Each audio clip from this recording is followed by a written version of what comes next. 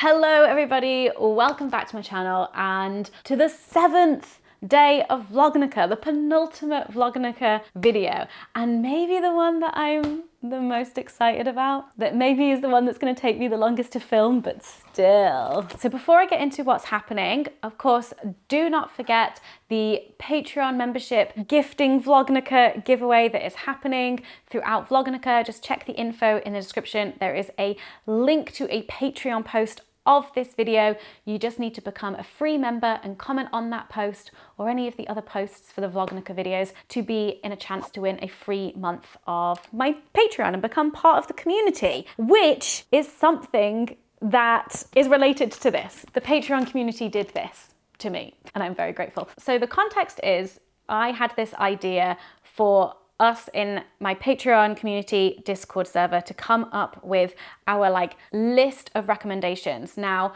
the Patreon community is called the Common Room and we often just refer to it as TCR. And I was like, guys, we should create a TCR TBR, a TCR to be read. And this was a way for the community to pick some of our favorite reads, the ones that are often getting recommended in the Discord server, the ones that people read because they heard somebody in the Discord server talking about it and then it's since become one of their favorite books, that kind of vibe, the ones that just regularly get mentioned and recommended and talked about in the community. And so I piled together everyone's suggestions and we came up with a list that ended up having 26 books on it. Now, when you become a member of my Patreon, you automatically get a PDF, a lovely, pretty designed PDF of that list. There are boxes where you can tick off which ones you've read. Many of us also use the Story Graph to track our reading, which is an independently owned version of Goodreads, which is very, very good. The Story Graph, not Goodreads. And so we also have a reading challenge over there of the list of the 26 books. If you remember, you can join that as well and see how many of them you have read. So I have read 15 out of the 26 books, which pretty good, I think. I was pretty pleased with that number. Of course, that means there are still 11 that are on this list that many people in my community recommend and love that I have not read. And I get some excellent book recommendations from the TCR community. So I feel like exciting things are going to happen and I trust many of their tastes. So in this video, I am going to be reading the first chapter of the 11 books on the list that I have not read, and that is going to determine my first read of 2025. I am looking for what I want to start the year with. So it might not end up being the one that captivates me the most or the one that I predict will be my favorite, but more kind of the one that I want to read on the 1st of January, you know? So I've managed to get hold of 10 out of the 11 books at my library. The 11th book I will probably end up getting digitally because obviously I didn't want to buy 11 books because I also currently don't have bookshelves. Everything is just piled up in the hallway whilst we're doing our bedroom. So without further ado, I'm going to introduce you to the list. Obviously, this is giving you a little sneak peek of what is on our list, but albeit less than half of it. But if you've known some of the books that I've read, you'll know some of the books that make up the other half of it. But let us begin. So first up, we have Love Theoretically by Ali Hazelwood. Now, I have read one of her other books. What was that one called? The Love Hypothesis, I think. I read that one. Really enjoyed it. Haven't read any of her other books and know nothing about this one, but this was the Ali Hazelwood book that the community thought deserved to be on this list. And I was like, cool, I trust you guys. So blurb, let's go. The many lives of theoretical physicist Elsie Hanaway have finally caught up with her. By day, she's an adjunct professor toiling away at grading labs and teaching thermodynamics in the hopes of landing tenure. By other day, Elsie makes up for her non-existent paycheck by offering her services as a fake girlfriend. Oh my God, okay, fake girlfriend. Tapping into her expertly honed people-pleasing skills to embody whichever version of herself the client needs. Okay. Honestly, it's a pretty sweet gig. This is a really long blurb. Until her carefully constructed Elsie verse comes crashing down because Jack Smith, what a fucking boring name. Jack Smith, the they're always annoyingly attractive and arrogant older brother of her favourite client, classic, turns out to be the cold-hearted experimental physicist who ruined her mentor's career and undermined the reputation of theorists everywhere. Wow, the stakes are really high. And he's the same Jack Smith who rules over the physics department at MIT, standing right between Elsie and her dream job. Oh my God. Elsie is prepared for an all-out war of scholarly sabotage, but those long, penetrating looks, not having to be anything other than her true self when she's with him, will falling into an experimentalist's orbit finally tempt her to put her most guarded theories on love into practice. Fuck me. This sounds so ridiculous. I am in. So fucking stupid. Okay, so we've got like rivals to lovers romance. Amazing. Brilliant. Right, next up we have The Thursday Murder Club by Richard Osman. I know nothing about this. It's on all of the shelves. I think a new one in the series like recently came out. Let's go. I really like Richard Osman when I saw him on Taskmaster. Okay, let's go. In a peaceful retirement village, 4 unlikely friends meet up once a week to investigate unsolved murders. Oh, is this like true crime? But when a brutal killing takes place on their very doorstep, the Thursday Murder Club find themselves in the middle of their first live case. Is this like Only Murders in the Building? Because I love that show. Elizabeth Joyce, Ibrahim, and Ron might be pushing 80. Oh my God, they're old as well. Oh my God, I love it. Okay. But they still have a few tricks. It is like Only Murders in the Building, but they still have a few tricks up their sleeves. Can our unorthodox but brilliant gang catch the killer before it's too late? Oh, okay. Yeah, I'm in. Okay, next up we have Cemetery Boys. I think this is YA, but I remember hearing about this for the first time years ago and immediately being like, oh, that sounds like an excellent book, even though I don't read all that much YA anymore. Is it YA? Who knows? Right, let's go. This is by Aidan Thomas. Yadriel has summoned a ghost and now he can't get rid of him. To gain his family's acceptance, Yadriel has to prove himself a real, oh no, I don't know how to pronounce that, Brujo, this is where an audiobook would come in handy, by summoning his cousin's ghost. But when he accidentally summons the ghost of his high school's resident bad boy instead, things get complicated. For Julian won't go into death quietly. And the more time Yadriel and Julian spend together, the harder it is to let each other go. Excellent, excellent, excellent. Okay, next we have A Deadly Education by Naomi Novik. And this is book 1 in the Scholarmance series. And this one, I keep hearing people literally screaming about it in the Discord server. So I think no matter what happens, I do think that this is a series that I want to get into at some point, as I've heard excellent things. And as I was actually waiting for this one to arrive at the library, because I thought it was never, I found it in a charity shop. So I actually have this copy as well. So win. So let's see what is going on in this. Enter a school of magic unlike you have ever encountered. There are no teachers, no holidays, friendships are purely strategic, and the odds of survival are never equal. Once you're inside, there are only 2 ways out. You graduate or you die. Elle Higgins is uniquely prepared for the school's many dangers. She may be without allies, but she possesses a dark power strong enough to level mountains and wipe out untold millions. Never mind easily destroy the countless monsters that prowl the school. Except she might accidentally kill all the other students too. So Elle is trying her hardest not to use it. That is, unless she has no choice. That is giving me nothing. I'm like, okay, but what else? I don't know. Intriguing. But people be screaming about this, so let's go. Next we have The Night Circus by Erin Morgenstern. As you'll have seen from a previous reading vlog, I read The Starless Sea by the same author, and very curious about this one. Let's go. The circus arrives without warning. No announcements precede it. It is simply there when yesterday it was not. Oh, that's all it's giving me. And then a quote. Is there no other blurb? What happens? That's the blurb. That's the blurb, guys. That's all we're going off. Can't wait. Okay, next we have Babel by R.F. Kwang. I've not read Yellowface either, which is, I believe, it's her other book. And then I believe she's got another book coming out next year, which someone in my Discord server was sharing the premise of, and it sounds absolutely wild.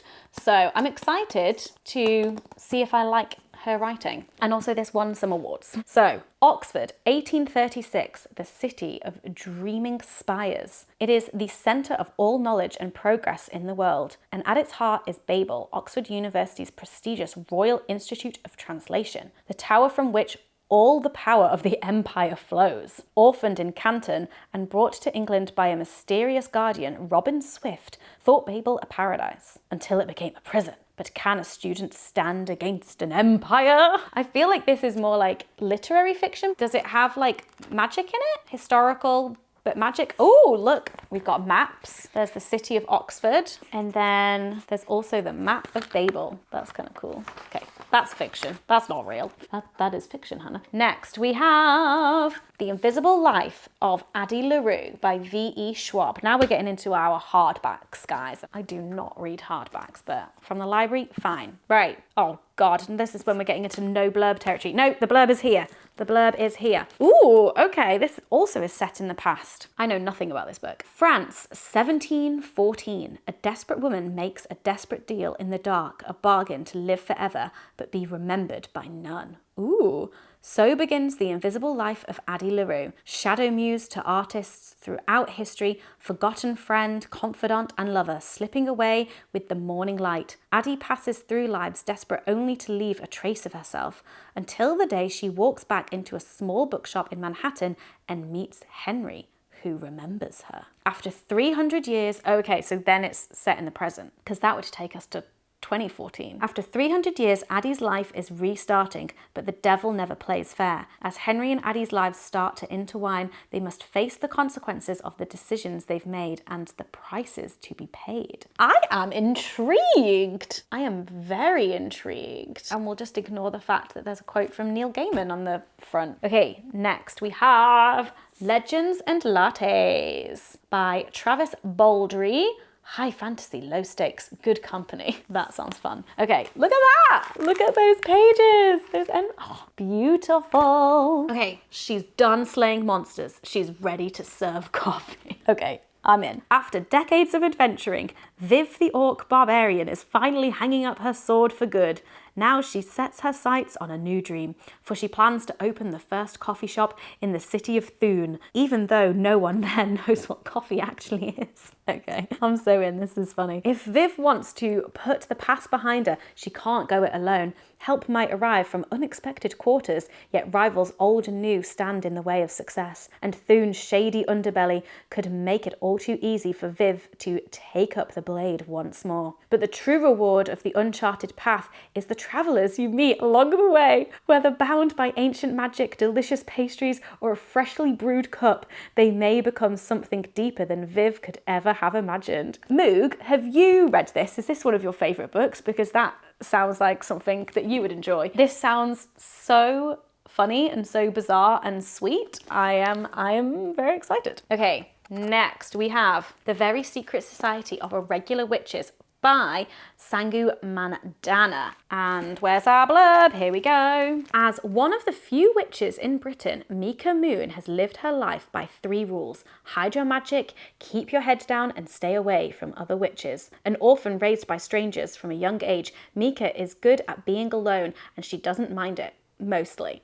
But then an unexpected message arrives, begging her to travel to the remote and mysterious Nowhere House to teach 3 young witches, and Micah jumps at the chance for a different life. Micah or Mika? Not sure. Nowhere House is nothing like she expects, and she's quickly tangled up in the lives and secrets of its quirky, caring inhabitants. This is giving me House in the Cerulean Sea vibes. And with Jamie, the handsome, prickly librarian who would do anything to protect his charges and who sees Mika's arrival as a threat, an irritatingly appealing threat.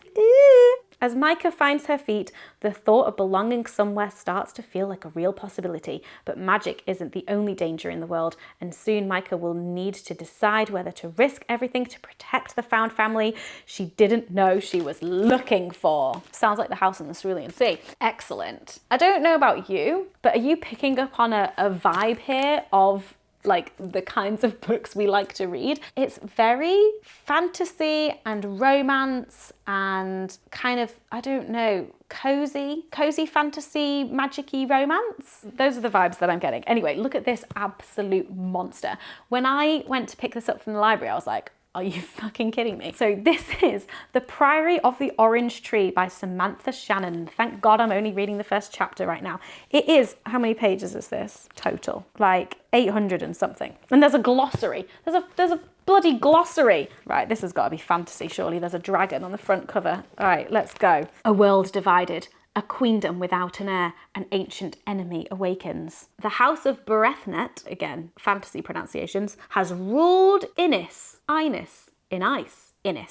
say Innis, for 1,000 years. Still unwed, Queen, my God, there's so many names. Can't do all these names. Oh my God. Still unwed, Queen Sabran the Ninth must conceive a daughter to protect her realm from destruction, but assassins are creeping closer to her door. Eid Durian is an outsider at court. Though she has risen to the position of lady-in-waiting, she is loyal to a hidden society of mages. Eid keeps a watchful eye on Sabran, secretly protecting her with forbidden magic. Across the Dark Sea, Tanit has trained to be a dragon rider since she was a child, but is forced to make a choice that could see her life unravel. Meanwhile, over here, across the sea over here. Meanwhile, the divided East and West refuse to parley, and forces of chaos are rising from their sleep. I do not know what to make of that, if I'm honest. Sounds like an epic fantasy novel that is ready to unfold. Let's do it. And of course, there is one more book that I do not physically have because it is not available at the library, and that is Well Met by Jen DeLuca, which I believe is a contemporary romance,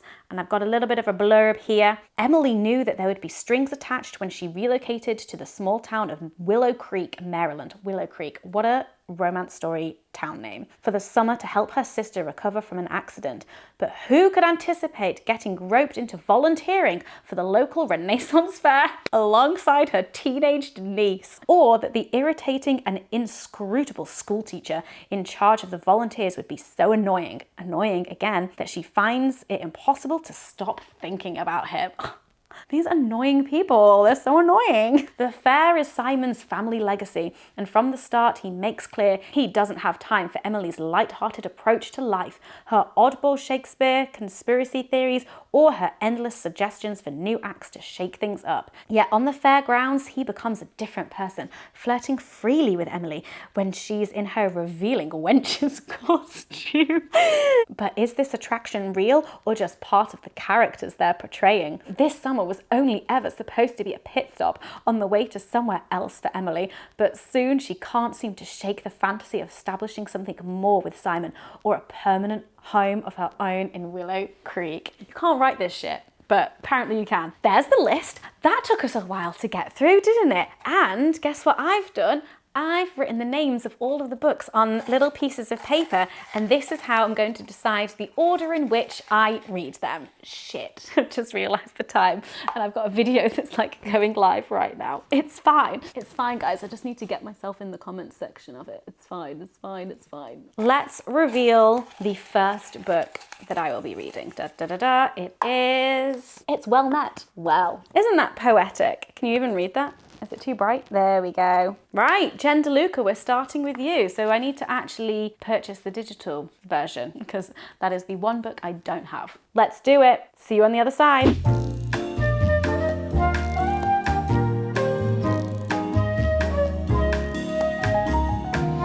Okay, I finished the first chapter of Well Met by Jen DeLuca. I'm going to be honest with you, not a fan. Did not like the writing style, and for me, I think like the bar for romance in terms of like romance books that I like is Emily Henry. Like, I adore her books, and I just can't. I have some examples. I was making notes. There was a lot in this first chapter, and actually I think that was part of its problem. It established too much. It's left absolutely no room for mystery for me. It's all of the exposition in the first chapter. I was like, you know, give me something to look forward to. I found that the writing was just not subtle, and I was rolling my eyes a lot whilst reading that chapter. Just 16 pages, and I think I rolled my eyes about 16 times. So she's arrived in this small town where her sister lives because her sister was in a car accident and needs help looking after her teenage daughter and also looking after herself. And the first chapter is her, Emily,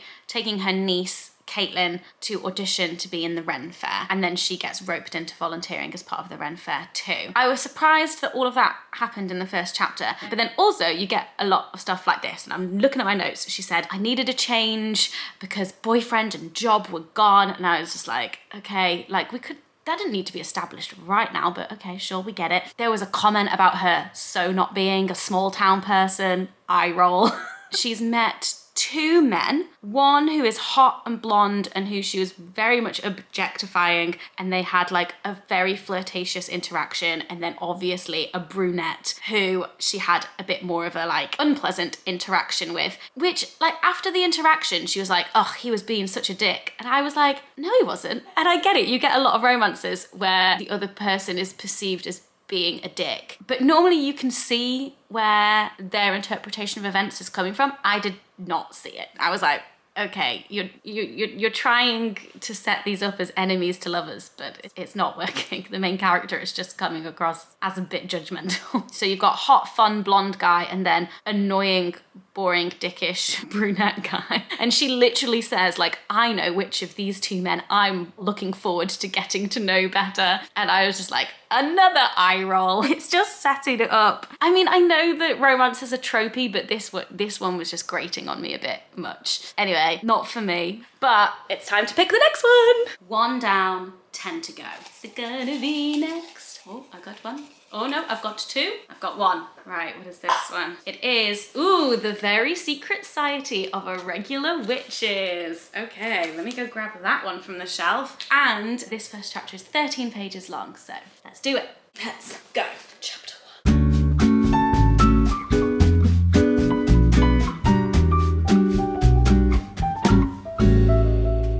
Okay, I didn't take any notes because I was just in it. That was an excellent first chapter. So, our witch, Micah, I'll never know unless I listen to the audiobook, is meeting with Society of Witches. There's like the boss witch who she has like a history relationship with as kind of like a carer figure in her life that's a bit complicated, and the witches all have to be secret, obviously, so hiding the fact that they're witches. But Micah also makes witchy videos online, but it's kind of like a double bluff because she's like, the witch aesthetic is very popular right now, which I love. And then it cuts to these other characters who are at Nowhere House, and they've got 3 young witches to look after the context of that house. And there's like a mystery Edward that they were talking about. That's unclear, but love a mystery. And they need someone, a witch, to help them with these children. The circumstances of why, again, mystery, like that. And the older man, Ian, found her videos online and is like, she's actually a witch, like, we need her. So the premise of this and the setup in the first chapter is just excellent.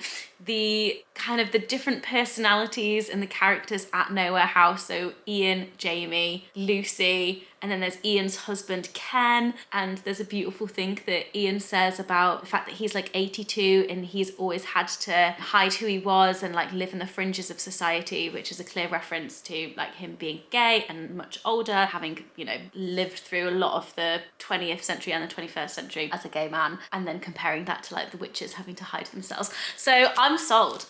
Is this a series? Is this a series? I don't know. But this was published in 2022, so actually this is fairly recent. But yeah, this is definitely going towards the top of my list and is a strong contender for shall be continuing immediately. We'll see. But let's pick another one. Right, the next book that I'm going to read is, ooh, The Thursday Murder Club. Okay, excited about this one as well because that blurb just sounded very cool, very only murders in the building, which I love. Although I haven't watched any of season 4, so say nothing. Right, let's go get it.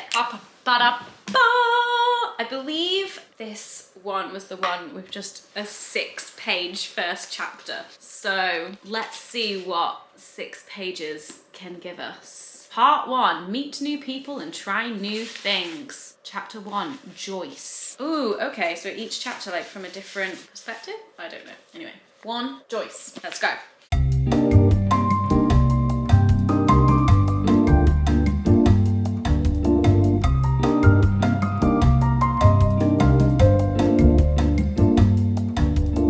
That was quick and very intriguing and very funny. Like, it's one woman describing to another woman how a young girl or a young woman has been stabbed to death, and yet I'm laughing. I am giggling. And also the way that it's written is really interesting because it's clearly somebody like recounting, like the reader has been acknowledged. I don't know what that's called. Anyway, that's why she was asking me. You must have wondered what I was on about. I will get the hang of writing this, I promise. And then there was another bit where she introduces someone called Bernard who's like sitting on another table at the restaurant. And she goes, you don't need to know that, but I will tell you a bit about Bernard. And then it just like goes into a little thing about Bernard and recycling bins. And I just find it very charming and very funny. And Elizabeth, the woman who is giving the murder description, has invited Joyce to be part of the Thursday Murder Club, it would seem. So love that as a little charming introduction. And then the second chapter is maybe still from Joyce's perspective because it doesn't say otherwise. And then I'm just gonna do a little flickety through. Wait, but that's Joyce again. Okay, so some chapters are titled Joyce and other chapters aren't titled anything at all. So is that kind of style of addressing the reader just gonna be Joyce's chapters and the rest of it is like third person story? Anyway, I'm intrigued. I'm also aware that this is a series, so I'm like, do I want to commit? But I like the tone. Very, very into the tone. Let's do another. We are flying through these. So we have got the big one, The Priory of the Orange Tree. Let's get that monster book. Okay, here it is. How many pages is this one? Dear God. So the first chapter of this is actually only 10 pages. When I first opened it and I saw this, see that chapter page? I was like, I'm sorry, the first chapter is 250 pages long, but no, that is like parts. And then there's a chapter and we have a map. I love a map. I love a fantasy map. I do love it. The Queendom of Innis, the Draconic Kingdom of Scullin, the Halassa Sea. Do you know what? From what people have said about this in the Discord server, I think this is one that I will want to read generally. I don't know how much the first chapter is going to be able to give me. Oh, another map and then some dragon illustrations. The Empire of the 12 Lakes. But because of the size of this is definitely going to be a audiobook listen. And then I will know all of the pronunciations of all of the places and the characters and the magic and the things. And already I'm getting annoyed at the size of this, the jacket and the hardback. Right, let's do this.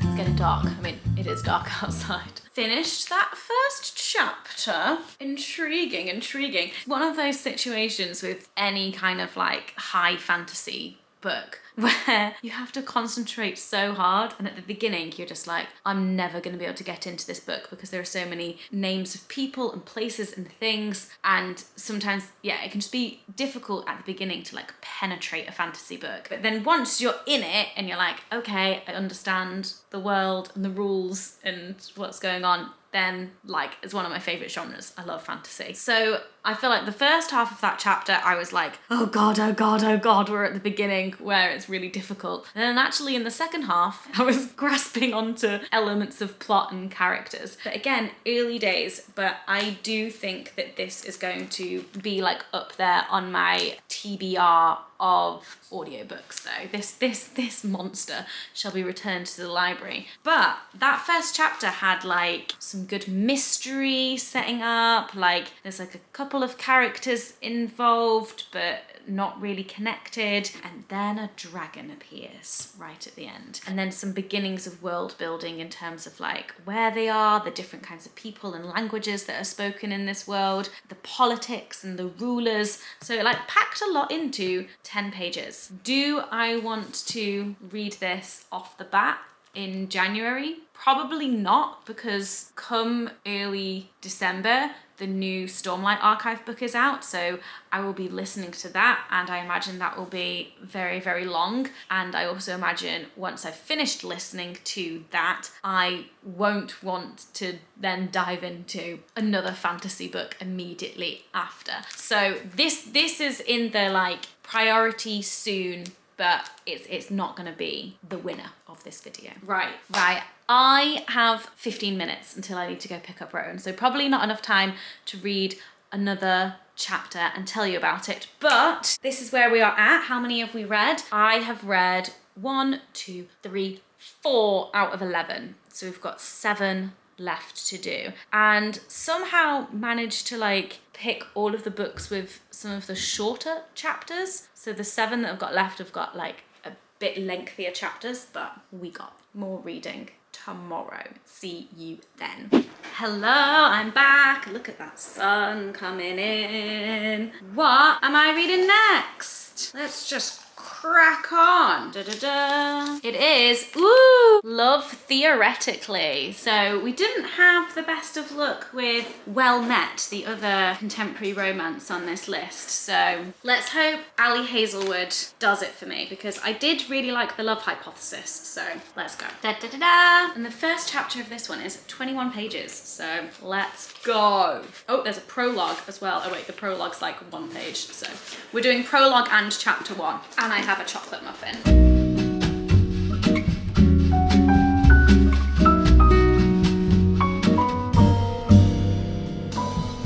Okay, I loved that first chapter. Yes. And it's hard not to compare it to Well Met, obviously, because I also literally just read that. But the writing is so much better, and I love that it throws you into like the middle of the story. Like, I feel like this is maybe screenwriting advice that I've seen, because I like watching like behind the scenes YouTube videos of like screenwriters and stuff. And one of the things that I always hear people say is like, you want to enter the scene as late as possible and leave the scene like as early as possible. And what I feel like this book has done is it's like entered us in the middle of the story. And so she's already met like the main love interest who's gonna become the like, you know, the other person in the book. She's already met him. We've not seen their official meet cute, but we have seen them interact, having already like met each other a few times. And I like that. It just feels like you're in and you're just like, all right, off we go. The characters are being established or have already been established, and you're just like along for the ride. And I chuckled in lots of places. It's very funny. And so yeah, I think I will at some point continue reading this. It's definitely a contender for first book of the year next year, because it'll be a nice kind of like easy cozy romance one to get started in. But let's pick our next book. Let's do another. We have got Babel or Babel. Must be Babel, right? It's gotta be Babel. But yesterday I uploaded the like star signs reading vlog, and I saw a comment under it that was like, ooh, considering like your thoughts on The Secret History, you might want to try Babel, because it's like a different kind of spin on dark academia. So let's see what I think. We have, ooh, Babel or The Necessity of Violence, an arcane history of the Oxford Translators Revolution, whatever that means. And then we've got our Oxford map, our Babel map, 2 pages of author notes, and then book 1, chapter 1. And chapter 1 is 20 pages long. So let's go. We're gonna start with the author's note. We're gonna read the author's note.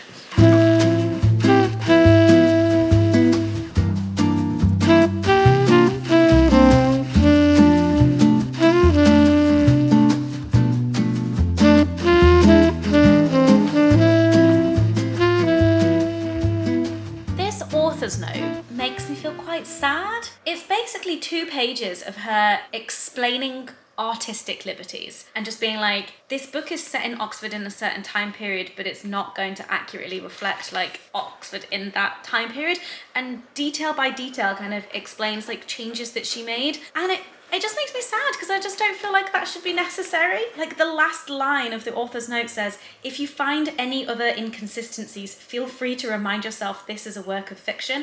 And I feel like that could have been the author's note and just leave it at that. And I'm sad and I'm angry that people read kind of like slightly fantastical or historical fiction or whatever and are like, oh, well, that's not accurate. And it's like, it's fucking fiction. Like this bit where she says, the Oxford to Paddington railway line was not laid until 1844, but here it was constructed several years earlier for two reasons. First, because it makes sense given the altered history, like the altered history that she's created in this world. And second, because I needed to get my characters to London a bit faster. And all I think when reading that is, yeah, fair enough, you're the author, do what you want, like I don't care. But then it just like makes me sad and like frustrated that there are people that would care that much that they would maybe email her or get in touch or write a bad review, because I'm like, why is this author's note here? Is it because she's like immediately on the defensive? And I don't feel like she should have to be. She could just be like, this is a work of fiction, done. Anyway, I don't know why she wrote it. And maybe I'm adding fuel to the fire of then the next book is gonna have an author's note on the author's note of like, I don't need to write these author's notes, but this is why I do it. Anyway, chapter 1, let's go.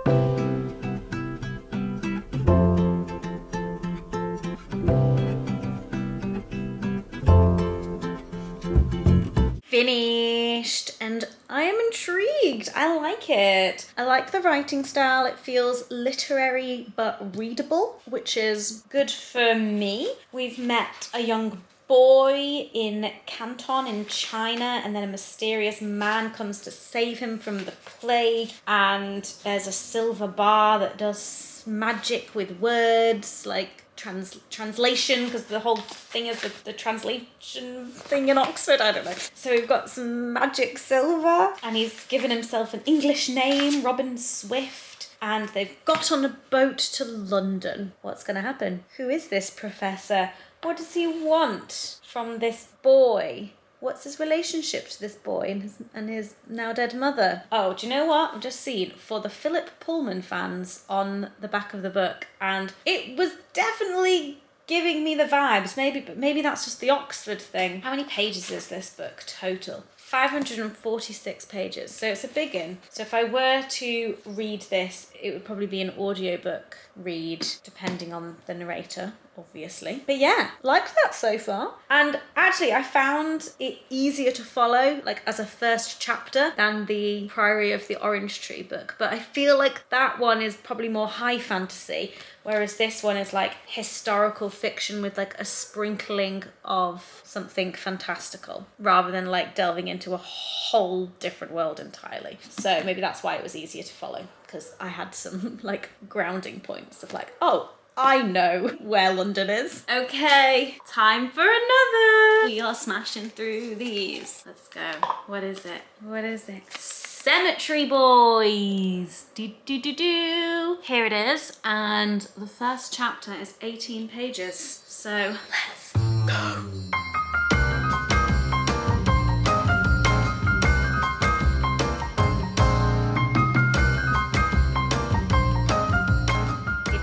First chapter complete, and I have mixed feelings about this, and I think the main one is that I kind of wish I'd read this when I first heard about this book, which is maybe like 5+ years ago, I don't know when, because I was just much more into YA fiction then. But I really love the premise of this book. I thought that the first chapter was going to end with him accidentally summoning this Julian guy's spirit, but it ends with someone called Miguel dying, maybe, and we don't know who that person is. I don't know yet, or maybe I do, but I can't remember. But there's just something about it that's not really clicking with me. So our main character, Yadriel, it was very clear to me that he's trans, because there's like a mention of his binder, and you know, him and his cousin or his friend or both sneaking into this church in the graveyard where they live, and you know, they can interact with the spirits and stuff, but they're sneaking into the church so he can perform this ceremony to Lady Death, so that he can get the powers of being a brujo. So sorry. And because of how Spanish works, it's like brujo, and then there was lots of bruj X, and then there's sometimes a bruja. Anyway, I don't know, it was very clear to me that he was having to be sneaky about doing this ceremony, because it was talked about as like, oh, all of his family go through this ceremony to become a brujo, and he wants to be one of them. And it's like, okay, well, why is he sneaking around to break into the church to do it? Also, he's wearing a binder. Oh, it's because he's a trans guy and his family don't accept him, so won't let him do the ceremony. And I'd clocked all of that. And then there was just this line that was like, being transgender and gay. And I was like, okay. I was like, we got it. But maybe that's because it's YA, so it needs to explain more. But I felt like without saying it, it was really obvious. I don't know. It's not one that I'm going to urgently pick up again, but if there's many of you screaming in the comments being like, no, it's so good, oh my god, how do you have to read it, then I might give it a second chance. But I think there's just something about a book that starts with teenagers doing something naughty that they're not supposed to do, and then also the friend that he's with, her being a bit of an outcast from their community as well because she's vegan. Just anyway, it's fine. It's fine. Yeah, I don't know. I kind of found reading the first chapter a bit of a slog, and so it doesn't make me excited to continue reading it, which is a shame because I just remember hearing so many good things about this book, and maybe it picks up probably once this Julian gets summoned. I don't know. Not feeling it. Sorry. Ooh. Right, I've got like 40 minutes before I need to leave to pick up Rowan. So hopefully I can read another first chapter in like half an hour and then get ready to go. So hopefully we'll see. It is The Invisible Life of Addie LaRue. Okay, let's go grab it. Da, da, da, da. Okay, I've no idea what to make of this one. I can't really remember the blurb other than it starting in 1714 France and then skipping 300 years. So we'll see. And the first chapter of this is 13 pages long. Let's go. Oh, I'm fine.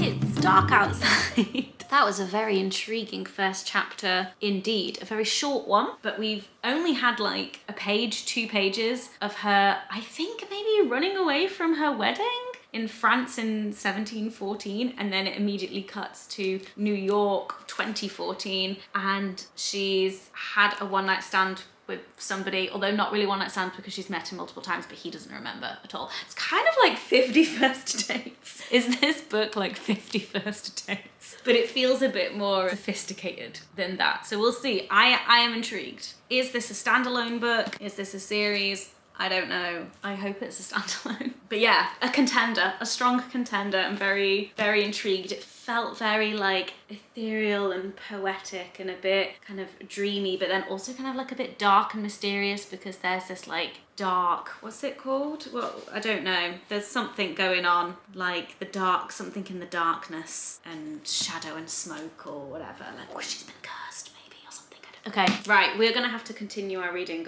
on another day, but I think I've got 3 books left. Yes, there's 3 pieces of paper left in here, so doing good. It is the following week. We have tinsel up. Time has passed. I've got about half an hour until I've got a client call, and so I'm hoping I can read like 1 first chapter before then. We shall see. It depends on how long it is, but let's just see which one I'm going to be reading next, and we're going to get started. And it is going to be A Deadly Education. I've been waiting for this one. I am very excited. Okay, let's do it. Okay. Of course, I picked the one that's got the longest first chapter, 23 pages. Let's go! Da, da, da, da.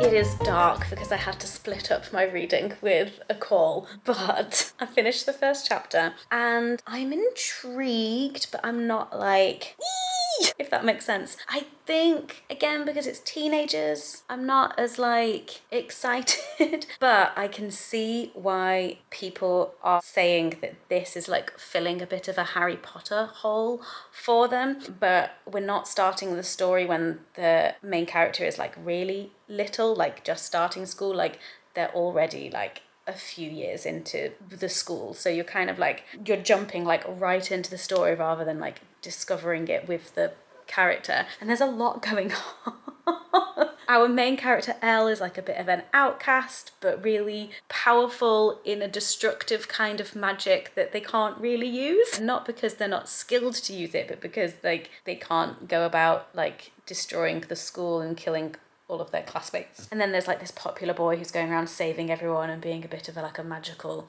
hero, which our main character really resents and was saved by him. So I'm a little bit intrigued, but if it weren't for people passionately, and I mean passionately, talking about this book and this series in my Patreon Discord server, I don't think I would feel compelled to continue reading it. And maybe again it's my like current aversion to YA, but I do tend to go through phases, even though I think over the years it has like phased out of my reading habits a bit. I don't even know if it is YA. Like, the main character's a teenager, but not necessarily a YA book make. I don't know. Again, this might be one of the ones where I need a little more persuasion, because I do think that I would get really into it because I have a lot of similar tastes, obviously, with people on my Patreon Discord. So TBC on this one. I don't know what is going to happen in this book. I'm not too convinced by the characters, but the world building, I'm like, ooh, this could be good. And again, fill a bit of a Harry Potter hole. So, and I really like the cover. Anyway, I do not have time to read another first chapter now, so see you soon for the final 2 books. Okay, we have 2 books left, just 2. I think I should be able to smash them both out now. I've got a bit of time before I need to go to the hospital for an appointment for one of my IBD appointments. So let's see if we can do this. We are going to be reading The Night Circus. Very curious about this one, as I just recently read The Starless Sea. So let's do it. And the first chapter of this is 11 pages. Nice and manageable.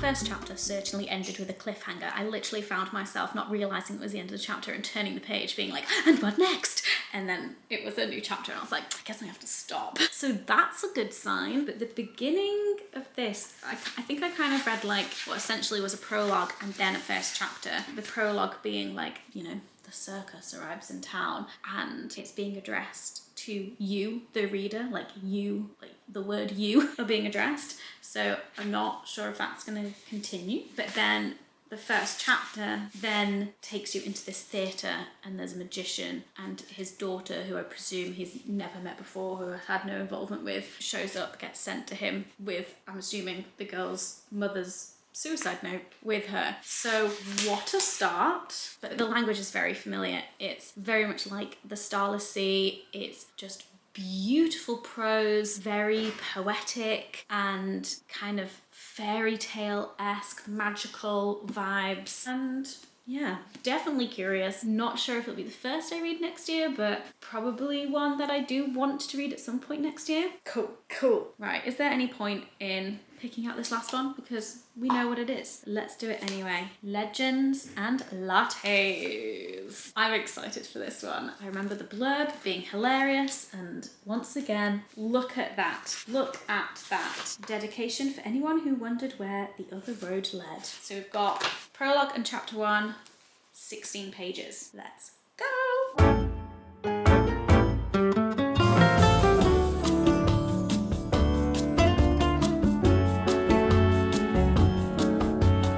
Alright, I did it. 11 out of 11 first chapters. Also, look, the orange on this.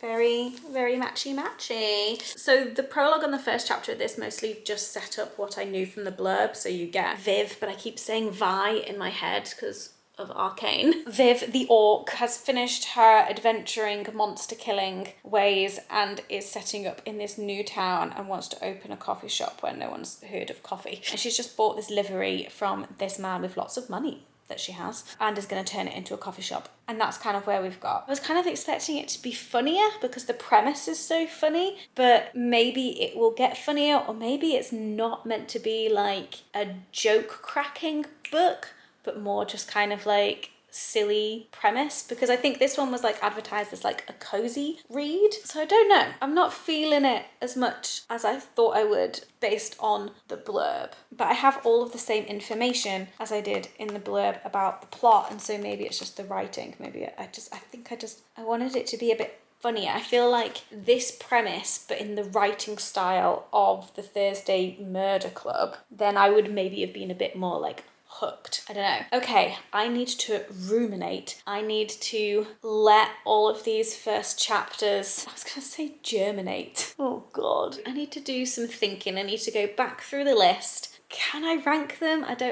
Is that harsh? Would I even be able to rank them? You will see. You will see immediately. And then we're going to pick our winner. Our winner. What a grand prize it is to be the first book that I read in 2025. Or, depending on how my reading goes the rest of this year, maybe it will be the last book I read in 2024. We'll see. Okay, let's move on to some final thoughts. My final thoughts. I have, in fact, decided to rank them from least likely to continue with to most likely definitely will continue with. So there are 11 books. I had a really fun time reading all of the first chapters, and in a very particular order, I can now reveal that in 11th place is Well Met by Vlognukah. I was just not vibing with the writing style, and it just felt too tropey, which feels weird to say because I do love tropes in romance. Like, they often work so perfectly in romance, but it's not about the tropes themselves, it's about the execution. I've only read one chapter. What do I know about the execution? I was just not vibing with the writing style. It was not sitting well with me. In 10th place, we have Cemetery Boys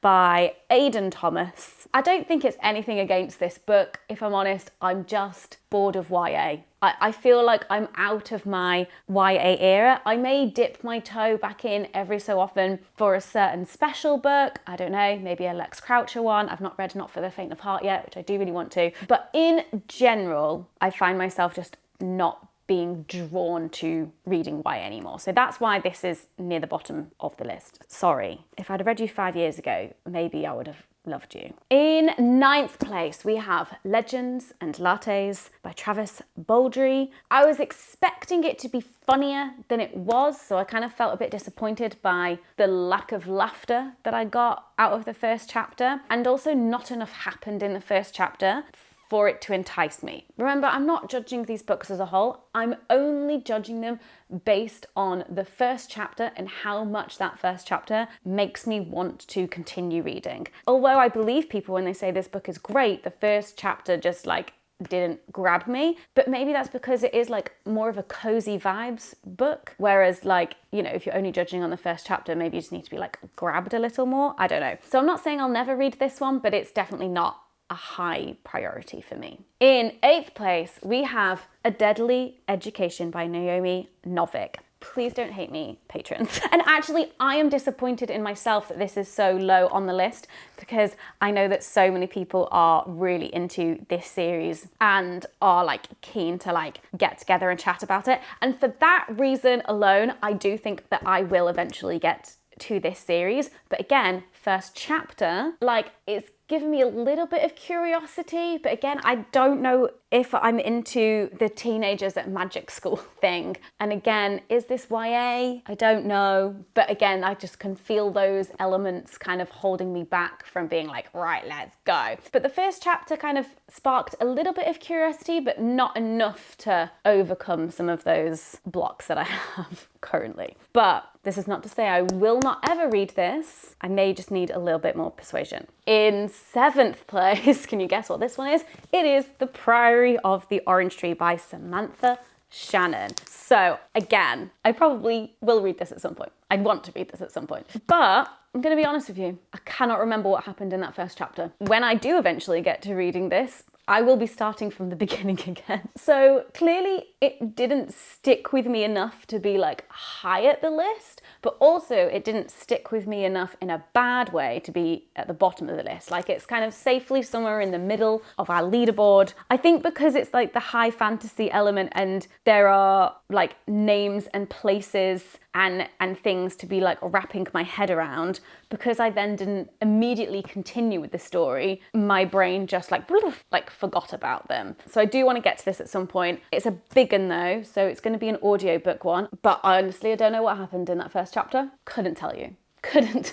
At number 6 we have The Night Circus by Erin Morgenstern. This first chapter immediately set up some mystery and I was like, ooh, yes. Very intriguing. And of course, it's Erin Morgenstern, so the prose is just beautiful. So this is one that I really want to read, especially to be able to kind of compare it to The Starless Sea and how I liked that and was equally frustrated by it. So I'm curious to see which one I prefer. So yeah. Good, intriguing, mysterious first chapter. At number 5, we have Babel. Still don't know. Maybe I'll listen to the audiobook and then I will discover it. By R.F.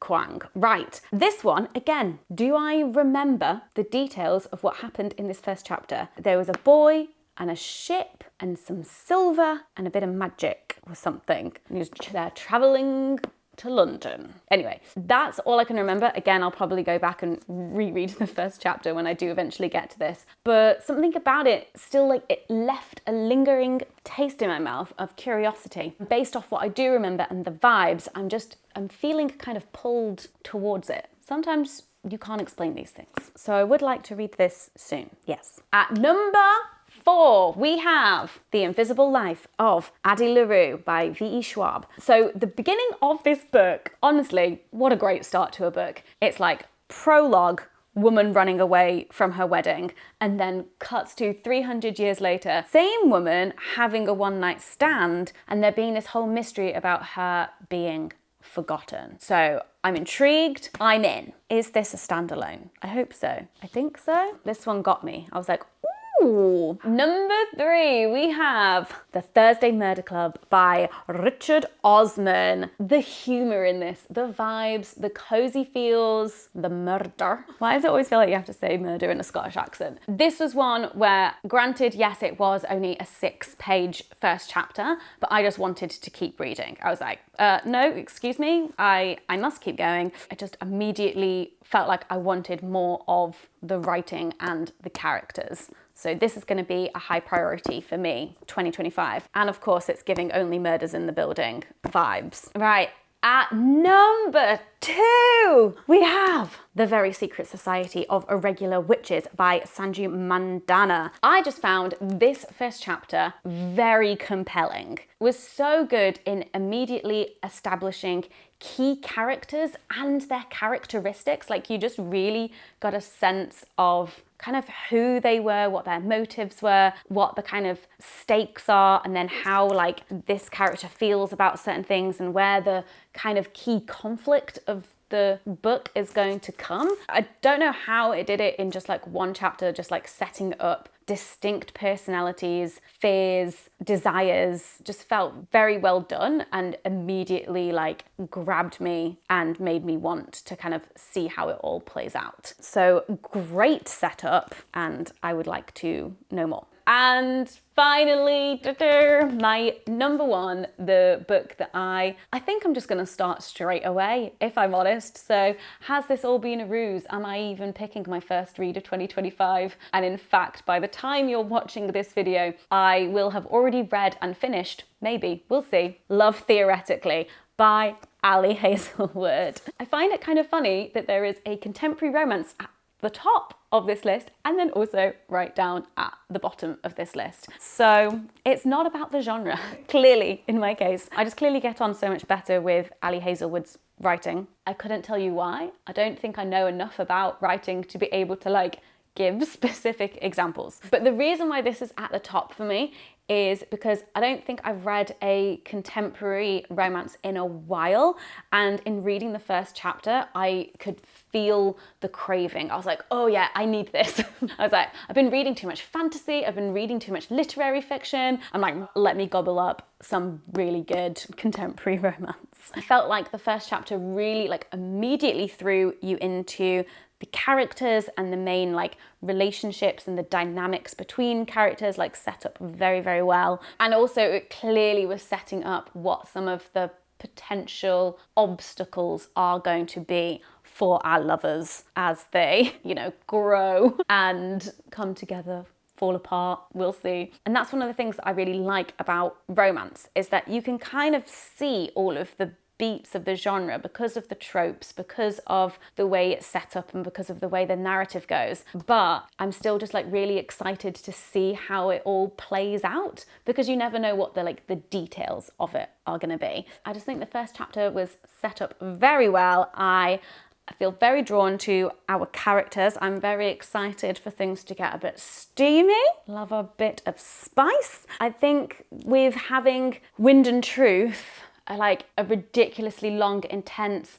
high fantasy book that is like also like the finale in this like arc of a series happening in my ears with the audiobook that I'm listening to at the moment, I feel like having this as a physical book that I'm reading alongside that will be a very much needed palate cleanser, refresher, just like something so different, so that I can like be there in Roshar, in the Cosmere, just like stressing about everything and having to keep track of characters and names and places and gods and things, and just be like, and then I can come to this and just like, just relax and melt. So this is what I need right now. So there we have it. That is how I got on with the first chapters of The Common Room TCR, TBR, of the books that my patrons, the Patreon community, had selected as like their fave books. These are the 11 that I hadn't read yet and my thoughts on them. I know it can be hard when people say mean things about books that you love, but it's only the first chapters that I'm talking about here. So it's okay guys. And of course, don't forget that I am gifting membership to my Patreon as my Hanukkah gift to you. Just check the post on Patreon in the description, become a free member, comment on that, and then I will be picking winners in the new year. I believe this video is coming out on New Year's Eve, so I hope you have a lovely New Year's Eve, whatever your plans may be. Last New Year's Eve, we were dealing with a toddler who was being sick all night, so I'm just hoping that ours is better than that this year. Thank you so much for watching, and I will see you tomorrow for the last video of Vlognukah. Bye!